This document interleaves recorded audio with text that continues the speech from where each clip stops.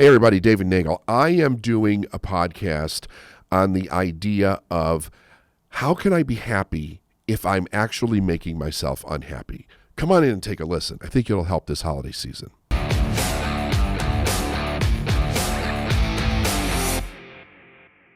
Hey everybody, David Nagel here. Welcome to another episode of the Successful Mind Podcast. We're right at Christmas. Like it's a couple of days till Christmas, and what a happy time of year, right? So whether you celebrate the holidays or not, I wanted to kind of dedicate this podcast to a very specific idea that can allow us to really begin to find joy and happiness in our life.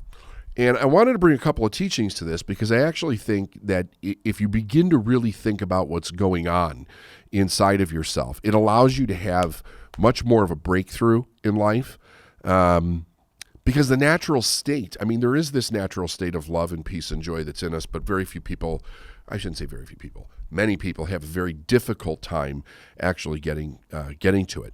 So here's the idea. Here's this idea. I always like comparing nature, if you will, wildlife, and the natural state that lives in to us. And how we react with the world, how we see the world. Both things are created with this idea of more life. And there is this livingness that happens, right? We see life be born, we see life live, and we see life die and transition. So when we're looking at nature, we're looking at something that is, for the most part, uninterrupted by man. And I'm also fully aware that a big part of this idea is that we are observing nature. When I say we, what is the we that is in us that is actually observing nature? It's the higher self that is always doing the observing. And it's important to understand that, because if we're going to start to create or fracture this separation in our mind so that we can witness our true self, witnessing our program or reacted self, it's great to think about what is the me in me, or what is the I in me that is observing how I think, how I'm feeling, how I'm experiencing life, and how I'm experiencing nature. So this is the interesting thing about this. If you watch nature does this really interesting thing where it goes through the livingness of itself, but it does not carry the trauma. It does not carry the grief. It does not carry the pain in which it experiences within through its next existence. In other words, it can have an experience. It could be a painful experience. It could be a frightening experience. And yet, once that experience is over, nature continues to move on. So let me just tell you this story, but this happened to me. When I lived in Maryland, I had my office in my home, and we lived on a golf course. So it was wintertime. There was snow. You kind of overlooked the golf course, and then on the other side of the golf course, there was this field. So this was big, expansive field. And on the north end of the field, there was this hedgerow. So I'm sitting there, and I was working, but I happened to be looking out the window. Or actually, I was, it wasn't even like I was looking out the window. The window was in front of me while I was working. So something caught my attention, and I saw this cat come out of the hedgerow, and it was like it was probably stalking a mouse or something. It was like doing that little creep walk, that a cat does, and it's starting to move out. And as I'm watching this, about 20 yards down the hedgerow from the cat, unbeknownst to the cat, it was either a coyote or a fox. I don't quite remember which one it was, because it was so amazing what happened, but we'll just call it a coyote for the sake of this story. This coyote starts to come out of the hedgerow, and it's looking at the cat. And I'm going, holy shit. I'm like, cat dude, wake up, turn around, there's a coyote behind you. You could tell, you knew instantly that this was going to be like an old episode of Mutual of Omaha, and and this coyote is going to go after this cat. So I called my wife in, I called one of my kids in, and we're sitting in there and we're watching this nature show unfold right in front of us. And all of a sudden, the cat becomes aware of that coyote, and the cat bolts, and it is hauling ass across this field, and the coyote's chasing it, and they're going around in circles, and the cat is like staying not way out, it's staying out in front of the coyote, but the coyote's trying its damnedest to get this cat. And we're in the office, and we're cheering on the cat. We're like, go, little cat, go, come on, watch out. And there were so many times where that coyote got so close to taking the cat out, but long story short, the cat got to safety. It ran into something. I couldn't tell what it was, but it ran into something. And the coyote was extremely frustrated, kicking up snow, trying to find out where the cat went, but it couldn't find the cat. And the coyote eventually gets bored, and it moves off and goes away. It seemed like about a half an hour. I don't know. It might have been longer, might have been shorter. All of a sudden, I see the cat back out in the field again, hunting mice. And I'm thinking to myself, that is so wild, right? It is so wild that this cat's back out there. It's hunting mice. The coyote's nowhere to be found. Half an hour ago, it's running for its life. Has several close calls with a natural order of things in the universe, and yet now it's out there doing its thing. It didn't have to go to a cat psychiatrist. It's not over at the cat bar getting loaded and smoking and telling all its buddies about its bad adventure. It's not full of drama. There's no story. It's not journaling. It didn't have to hire a coach to solve its problems. And even better than that, it's back doing what it's supposed to do, as natural as anything. And I'm sitting there thinking, it's really fascinating, because if you observe nature, what you notice is that trauma, pain, whatever it is that nature is experiencing, as it experiences those things, it lets it go. It does not hold on to it. It doesn't hold on to it. It doesn't harbor it. I don't know. I don't think anybody knows if it actually remembers it. But it doesn't remember it. If it does not remember it in a way where it then creates a story out of it and then retells the story to itself over and over again. So it becomes literally free of its experience and continues to move on. Yet we also know that it learns from the experience. It gets better because of the experience. And of course, the way nature works is that nature weeds out the weak. So if it's actually weak in that scenario, it gets weeded out. Now, where else do we see this natural letting go of frustration, anger, fear, grief, sadness, this type of stuff? We see this with very little children. Very little children, before they've gotten too much programming from mom and dad, they will have something happen and throw a bloody tantrum right in the middle of the floor, or a bloody tantrum at the mall or at the movie theater or the restaurant, wherever they are. If they have enough frustration or enough series of things, went wrong, maybe their sister took something or their brother took something from them or whatever, they'll lose it.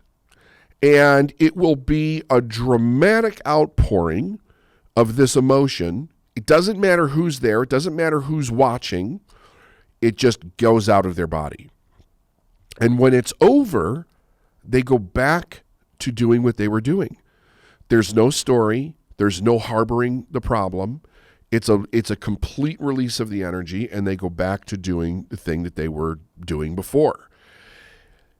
So why is it then, if we have this natural ability in us that seems to be in all of nature to release the pain, grief, trauma, anger, frustrations, so on and so forth, out of us to be able to move forward healthy, that we see most adults do not do this? In fact, most adults, what they do is they have experiences that are painful in some way, and instead of experiencing the pain, they stuff the pain back down inside of themselves so they don't have to experience it.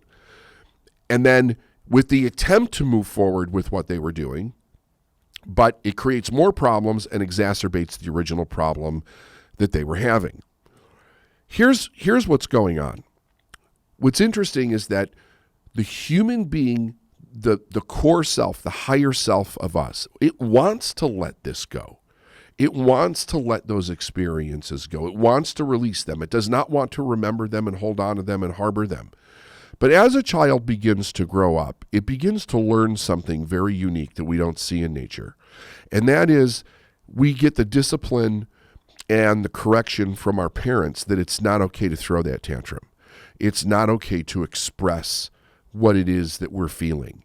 And very often, shame and guilt are actually used in the discipline of those activities. So what then happens is that the child begins to associate in its mind and its emotional pattern pain to releasing the pain. And once they begin to associate pain to releasing the pain, then the child doesn't want to release the pain anymore.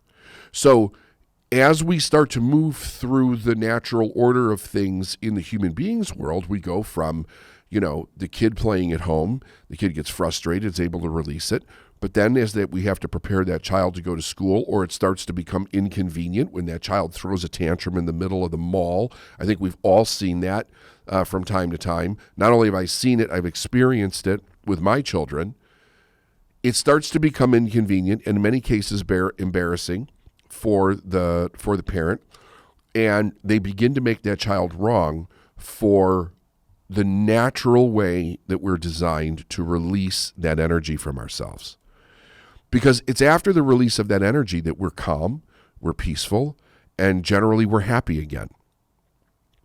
But when the parent makes the child wrong for doing that, when the parent is not only making the child wrong, but literally attaching shame and guilt into the child for actually expressing that to begin with, we end up with this scenario with this child moving through life, and then now it's experiencing all the other places where it cannot be free and express itself whenever it does feel frustrated. Now, supposedly, we're supposed to be learning coping mechanisms for this in our life. And coping mechanisms, in my experience, for most people, don't really work very well because they're not coming from a place of truth. They're coming from a place of teaching a person how to compartmentalize frustrated emotions, hurt emotions, painful emotions, so that they can continue on with life. When the child goes to school, it can't throw a tantrum in school. It learns that really quick. If it's going to church or it's getting a religious education, it can't do that there. It learns that really quick. It certainly can't do it when it's with its peer group. When the child starts to become a teenager, it's very inappropriate for a teenager to do that. When a child becomes a young adult and an adult and begins to go into the workforce, they can't throw a tantrum in the middle of the office. They can't kick and scream. They can't release those things when they get unbelievably frustrated or angry. They have to continue on, do the job. They're expected to be able to move through that, and we call that emotionally healthy. What happens? It's all being bottled up. So it becomes one story after another story after another story after another story. Here's a metaphor for this, right? If you want to get a visual of what this looks like, imagine if you had a meal, say your breakfast meal. You had a breakfast meal, you took the dirty dishes, you put them in the sink. You have a lunch meal, you take the dirty dishes and put them in the sink. Every time you go to have another meal, you don't clean the dishes that are in the sink and reuse those. You take new dishes out of the cupboard and you use those, and when they're done, you just keep stacking them. Well, after a couple of days, you're going to have a mountain of dirty dishes in the sink. And there's no ignoring that. It starts to stink. It starts to rot. It's horrible to look at. But the idea is that instead of dealing with those dirty dishes, we just keep piling on the next set and piling on the next set and piling on the next set. Many people are going through life with years of literally one hurt, one grief, one angry moment after another, after another, after another, one frustration after another, being piled on top of them inside of ourselves and pushing them down.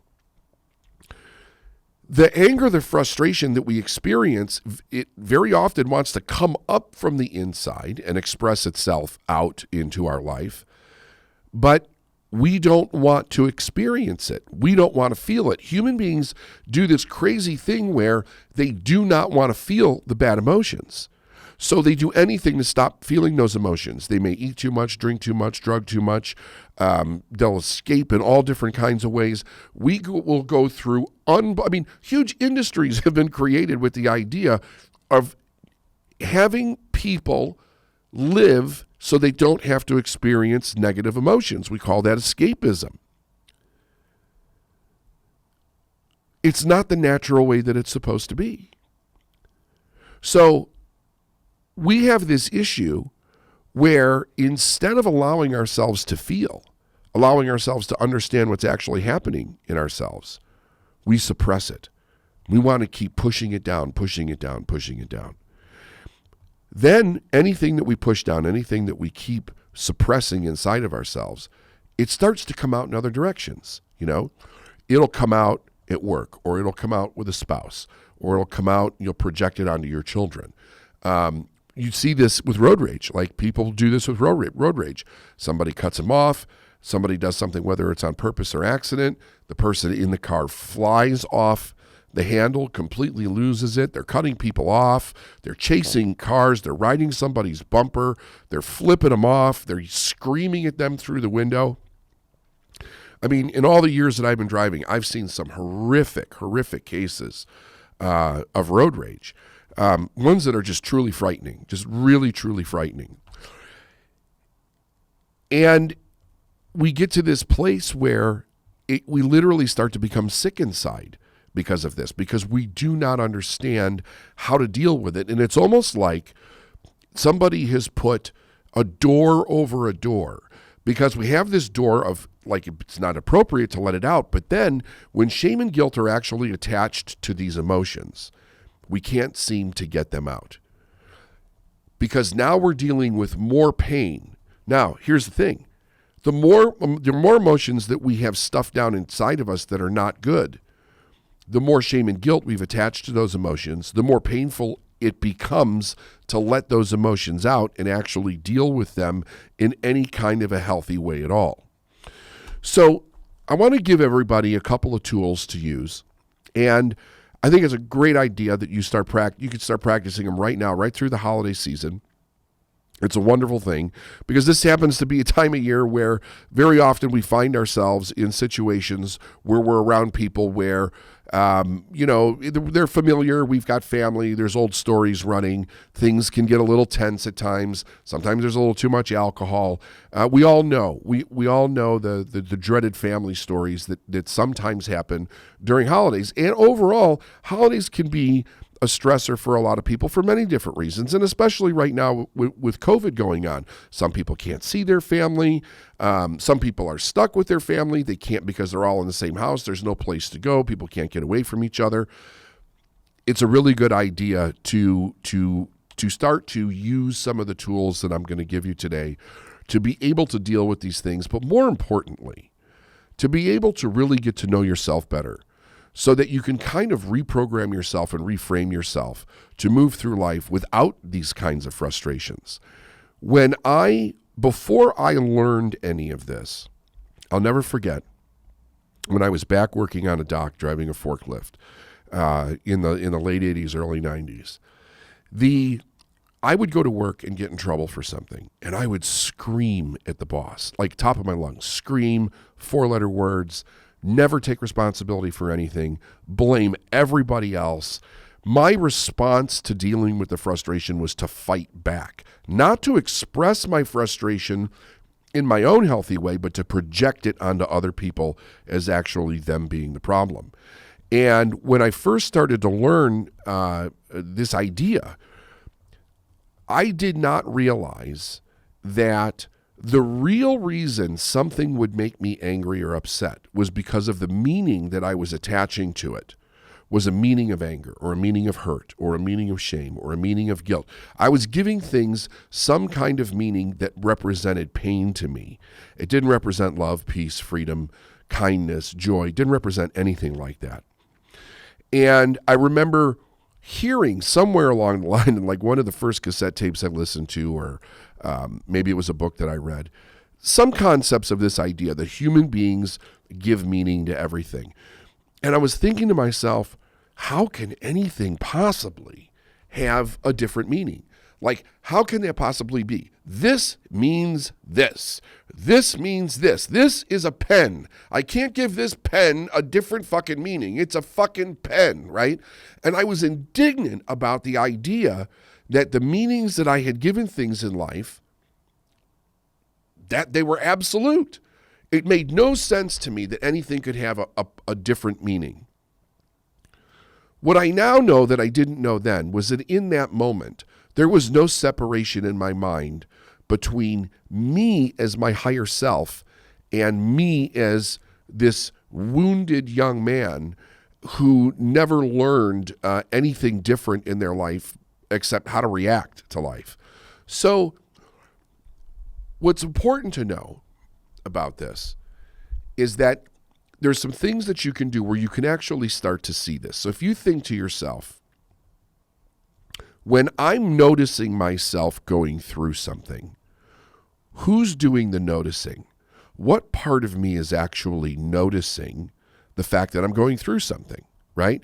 If I notice that I'm angry, right? Not just angry, but I notice that I'm angry. If I notice that I'm sad, here's another way of looking at it. If you ever have a dream, you wake up in the morning and you tell somebody, I had a dream. Well, who had the dream? Who had the dream and who was actually looking at the dream, right? Because are you telling the dream from the person who was in the dream, or are you telling about the dream from the person who was observing you in the dream? There's that observer. And that's the part of us that is our higher consciousness and not just the flesh and bone and thought evolved being that we are. There's another side to us. And when you understand that that side's there and you start to recognize it and see it, you're like, oh, there's some understanding that comes with that, because I literally can observe myself doing things. Even if I can't stop myself from doing it, even if I don't know why I'm doing it, I can still observe myself doing it. And in the observation of that, what I may not be conscious of at first, but totally exists, is the ability to make a different choice. It allows me to do something that's absolutely remarkable, and that is I can detach or separate from what's happening in my life at that moment, and I can let it happen. So one of the first skill sets that I learned was the ability to be able to separate or detach. And that meant basically this. Take something that's happening in your life that you don't like, right? Something during your day, it happens, you don't like it. Observe yourself not liking it first. And then say something like this: isn't this interesting? What that does is it allows you to focus more on the fact that you're the observer and not bring judgment to what's happening. But you have to consciously do that. Don't judge what's happening. Allow it to happen. When you go into judgment, what's generally happening in that moment is the fear side of yourself is trying to take over, and it's thinking about why it needs to stop what's happening from happening. Also, there's the shame and guilt side that takes over that says you shouldn't feel good about what it is that you're experiencing right now. When you step back and you say, isn't this interesting, and you just watch whatever happened play out, you can allow the natural order of things to play out in front of you. And then when that's over, the cool thing is that you literally can step back and you can evaluate what happened. You can look at it with a completely different level of consciousness. You can ask yourself, what does this need right now? And then you can determine what action, if any, needs to be taken. The great thing about this, though, is that you're seeing something that you've never seen before.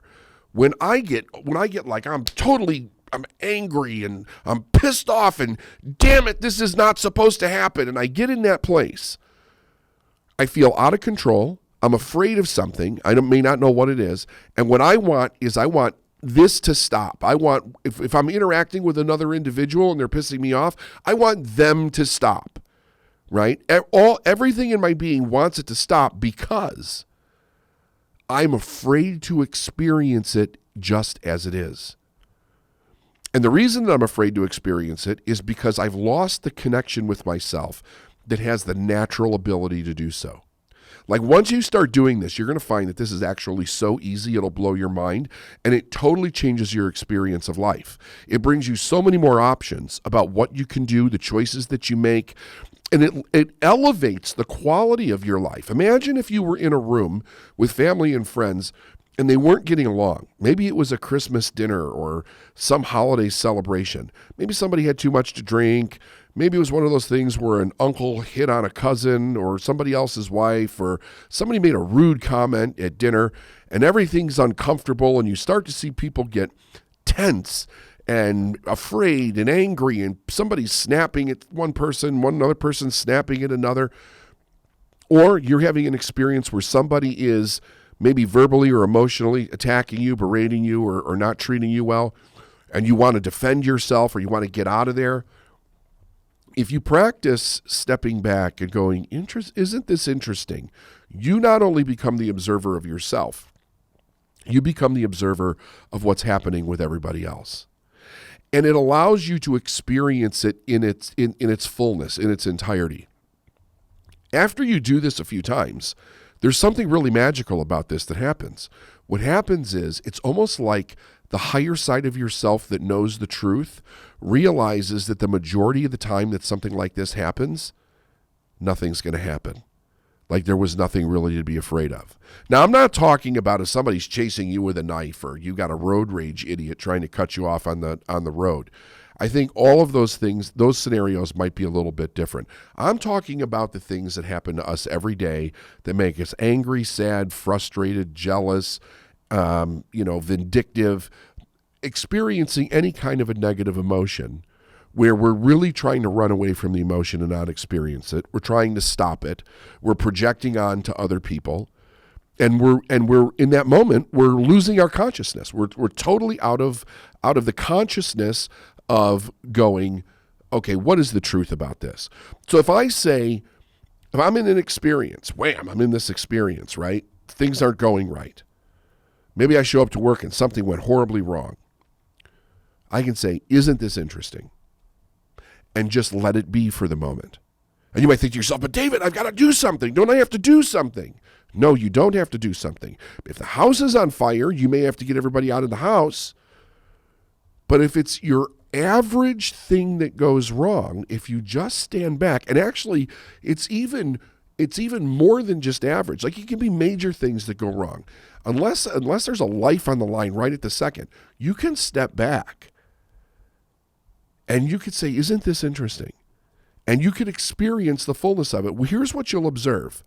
You'll observe whatever this train wreck is. Come in, you'll observe it, and it'll pass out. It'll pass away. It'll pass through.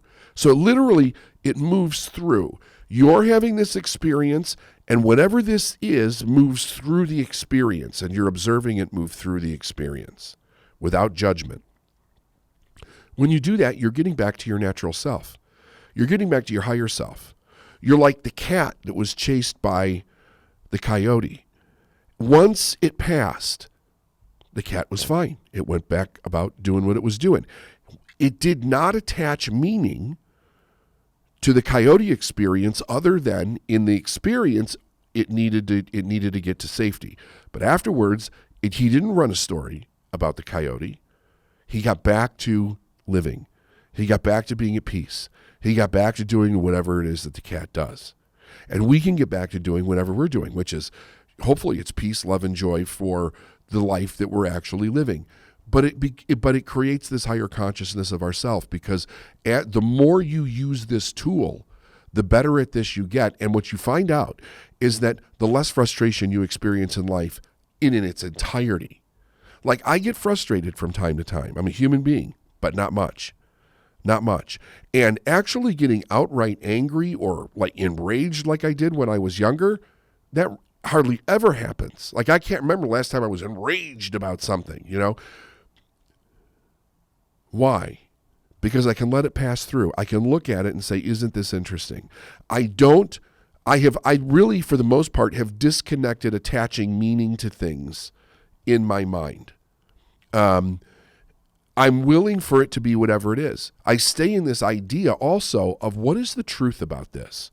Instead of immediately attaching a meaning to something, whether it comes from the need to be right, the need not to be wrong, not wanting to be afraid, not wanting to be embarrassed. I mean, think about how many emotions you experience that aren't good because you need to be right, you don't want to be wrong, you don't want to be embarrassed, you don't want to look a fool, you feel jealous. Like imagine, as you're envious of something, any kind of anger, or you're deeply hurt, or maybe even if you feel rejected. Like feeling rejected for a lot of people is a huge trouble emotion for them. If you didn't have to feel those things, what could the thing that you're experiencing actually mean? Now, here's what I mean about that. Everything in the universe has a polar opposite, right? It's equal and opposite. Whatever you're experiencing has two sides. Imagine you see the person that says, and we've all seen somebody who says this, there can't be anything good about a 2-year-old that dies from cancer. What's good about a 2-year-old that dies from cancer? In the moment that the person is experiencing needing to be so right and so enraged about that principle, about that observation, of course they can't see anything else because all they're focused on is the need to be right about that scenario, the need to be angry about that scenario. So they can't see anything else about it. But as we know with everything in the universe, everything has an opposite. Everything that we experience bad is also equally good when we move out of judgment. So if we say, isn't this interesting? What is the truth about this? What I do is I detach from the neurotic need to give something meaning. And when I no longer have it to give it that meaning, I can be really certain about the experience that I'm having. I can be really clear about staying in the place of, I just want to be open to the truth.